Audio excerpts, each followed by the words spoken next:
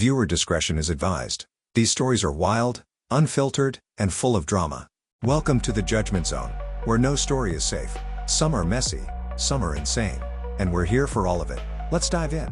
She burned my hoodies, including one from my late grandma. So I got payback. My ex, let's call her BR, burned all my hoodies. One was a gift from my grandma who passed away. That one hurt the most. Then she had the audacity to demand her skateboard back. I told her, sure, after I get my hoodies.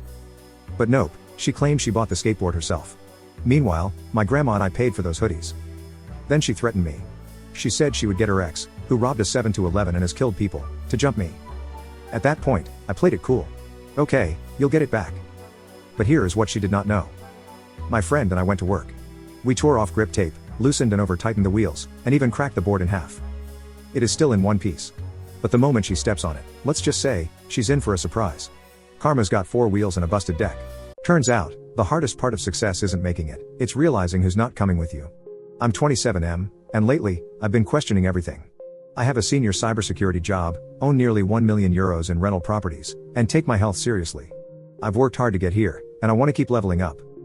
But my social circle? Stuck in the same place. They complain, make excuses, and lack any real ambition. Meanwhile, I'm out here grinding, building my future. So I asked myself, are these friendships helping me grow? For most, the answer is no. Now, I'm thinking about cutting ties, not out of hate, but because I don't see the point. Do I owe them an explanation, or is it okay to just walk away? Am I the jerk?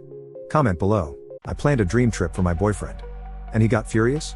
I'm Black British, my boyfriend is American Italian, and I've always embraced his culture. Since he doesn't know where his family is from, I planned a surprise trip to Italy with our daughter. I even asked his mom if she knew their ancestry, but she didn't. When I told him, his whole mood shifted. His tone went cold. Stop asking. They make fun of me for not knowing, and it's not funny. My heart sank. I never mocked him. I never asked to embarrass him. I just wanted to understand his roots and teach our daughter both sides of her heritage. Now? I feel like I crossed a line I didn't even know existed. Worse. I feel like he regrets being with me. Did she push too hard, or is this his issue? Let me know in the comments. Pranks are fun until they turn into manipulation and threats. Maya pushed Op into a dangerous mess, then acted surprised when Op cut her off. This isn't a joke, it's straight up toxic. When a prank turns into a psychological hostage situation. I used to run a fake account with my friend, let's call her Maya, for harmless pranks on her friends. It started off as a joke, a fake profile, a made-up name, and some lighthearted trickery. At first, it was fun, but over time, I lost interest. Maya, however, wanted to escalate things. She planned to take the prank to an extreme level, getting someone, a real person struggling with mental health, into a fake relationship with this fictional identity. To be clear, I was the voice behind this fake guy. And Maya forced me into it. When I told her I wanted out, she threatened me. She said if I didn't keep playing along, she would expose my real name to everyone we had pranked. And in our situation, that wasn't just embarrassing, it was dangerous. If people found out who I was, I could have been seriously hurt, or worse. That was the final straw. I wanted nothing to do with Maya or the prank anymore, so I cut ties completely. Then, out of nowhere, I got a call from a private number. I picked up, and I instantly recognized the voice, it was Maya. She was saying my fake name over and over, laughing with her friends in the background. I hung up. The calls didn't stop. I ignored them as long as I could, but eventually, I had no choice, I blocked her. Now, I'm getting blown up on every platform. Maya and her friends are demanding that I unblock her. The worst part? They still think I am this fake person. So, am I the jerk for cutting her off completely? Op didn't block Maya, they escaped. A 10/10 on the run scale. Maya's prank obsession went way too far. Ever had a friend take things to a point of no return? Let's hear your stories. My own father doesn't even know what I do for a living. And I think I'm done. My parents divorced a year ago. My mom stayed with me, and my dad? He moved back to Korea, where he was born and raised. I don't blame him for that, I get it. But since he left, I haven't seen him once. What I have seen? His emails. Emails accusing my mom of being sneaky and dishonest, when he's the one who cheated. He's the one who hit her a long time ago. He's the one who cut my brother out of his life, 4 years ago, just because my brother lived with his now wife before they got married. My dad is old-fashioned to a toxic level. And now? I want to tell him he's lost all rights to contact me. The only reason I didn't cut him off after what he did to my brother? My mom asked me not to. But now that they're divorced, I know she won't stop me. She still says, love him or hate him, he's your dad. That cutting him off might be too harsh. But honestly, I don't need him. I don't want him. He doesn't even know I'm a nurse now. I never told him. So, would I be wrong to send that email? Or is it time to finally let go? Would you cut off a parent like this? Or his family forever? Let me know in the comments. A wedding is about love, not tolerating blatant cruelty. Ethan's step-grandmother isn't just rude, she's toxic. Op has every right to keep her out of their big day. Let's dive into today's dose of tea. When family is just a title, not a privilege. I, 22F, have never had a good relationship with my fiancé Ethan's, 23M, family. From day one, they've been rude, but no one has been worse than his step-grandmother. She constantly insults my weight and has intentionally tried to feed me foods I'm allergic to, 3 times. At a recent party for Ethan's sister, my parents saw firsthand how she treated me. She whispered insults to other family members, who then came up to mock me. My mom was so furious we left early. She kept bad-mouthing me after I left. Here's the kicker, most of Ethan's family doesn't even like her. His aunts and uncles agree with me privately but won't stand up to her. When Ethan confronted his parents, they shrugged and said, "That's just how she is." Now that we're engaged, I don't want her at our wedding. This day is about our happiness, and I refuse to include someone who has disrespected me and put my health at risk. Ethan is fully on board. He's defended me so much that his family kicked him out and threw away his belongings. He's ready to cut them off completely and is fine with our future kids never knowing them. So, am I the jerk for refusing to invite her? Toxic people don't get wedding invites. A 10/10 on the protect your peace scale. If Ethan's ready to cut ties, why keep the door open? Would you invite her or say goodbye forever? Who knew a laptop cable could spark an ethics debate and a relationship crisis? I bought a laptop cable on eBay for a computer I inherited from my mom. The cable works fine, but the computer doesn't, so I decided to return it. The seller offers free returns for any reason, so I figured, why waste money? But my spouse was horrified.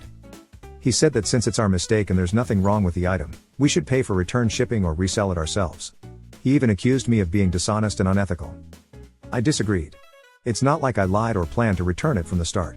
The seller chooses to offer free returns, just like I do when I sell on eBay. I know returns cost me money, but I offer them because they increase sales and boost visibility. I wouldn't want my buyers to feel guilty, so why should I? Am I wrong for using the return policy as intended? Or is my spouse overreacting? Well, looks like we learned one thing today. eBay, where you get great deals. And unexpected relationship drama. Like, subscribe, and share, no returns allowed. They let me take the fall for shoplifting. And just stood there? So this just happened, and I'm still upset.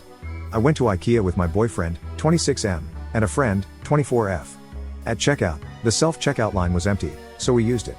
I took the scanner, my friend helped scan, and my boyfriend? Just stood there. We finish, pay, and head to the exit, when an employee stops us. Turns out, we forgot to scan one item. An employee checks our card and says, normally, we'd file a report for shoplifting, but since it's a small item, I'll just give you a warning. That's when my friend decides to mouth off. She insults the employee, saying his job is stupid and questioning why he even stands there. He explains, twice, but she won't let it go. Then suddenly, he changes his mind. You know what? I am reporting this. My friend immediately backtracks, oh, I'm sorry. But too late. I tell her to just stop talking. Meanwhile, my boyfriend is silent. He finally pays for the missing item, and they decide not to report me, but they still copy my ID. And here's what really gets me. Neither my friend nor my boyfriend spoke up to say we were all responsible. They just let me take the fall. It's not about the shoplifting accusation, it was an accident, and I own that. It's about loyalty, integrity, and the fact that I had to deal with it alone while they stood by. So yeah, I'm done with this friendship. Would you stay friends with someone who threw you under the bus like this? Let me know in the comments. She thought she could dish it out until he hit her with a reality check she couldn't handle. I'm 16, and I'm growing my hair out to look like Jason Newsted. It's not quite there yet, but I'm committed. Problem is, some people just can't let it go. Since the start of the school year, this girl, Rachel, has been constantly mocking me and my friend Liam for our long hair. Every single time she saw us, she had something to say. Why don't you cut that mop? She even started calling us feminine names, Daisy, Sarah, whatever she could think of to make fun of us. It was exhausting, but we ignored it. Then one day, in transition year, we were learning random skills, and Liam had just finished tiling a wall. He didn't do a great job, but at least he tried. Rachel smirked and said, "Yeah, you really nailed that one, Sarah." That's when I snapped. I turned to her and asked, "Rachel, how much do you weigh?" Silence. Suddenly, I'm the bad guy.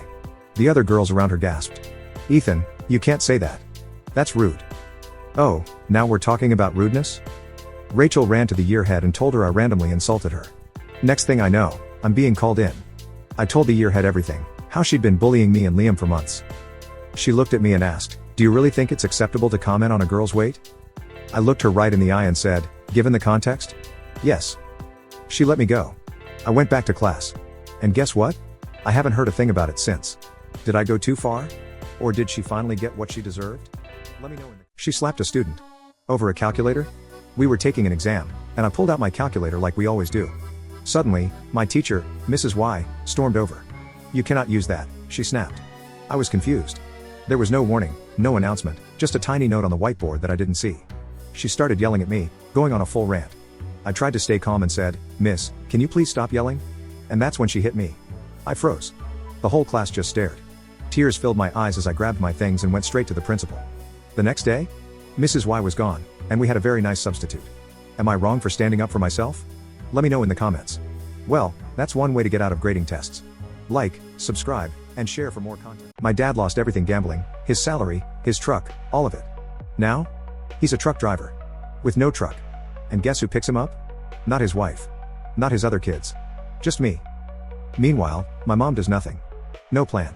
No solution. Just dumps it all on me. And it gets worse. She got a new job, so now I'm driving my sister around, her friends, her food, her errands. Today was the last straw. My mom slept in, ignored everything, then left me to deal with it. I had plans. Gym. Friends. Cancelled. Because my parents can't be adults. When I said, "This isn't fair," she shut me down. "I don't want to talk about it." Like what? I took a deep breath. Looked her dead in the eye. And said, "He's your husband. She's your daughter. Why am I doing your job?" I said what I said. But was I wrong? Imagine being best friends with someone for years. Only to find out they faked pregnancies, cheated, and made it their mission to destroy an innocent person's life. Yeah, this story is wild. I used to be good friends with Beck. We were inseparable, especially before high school.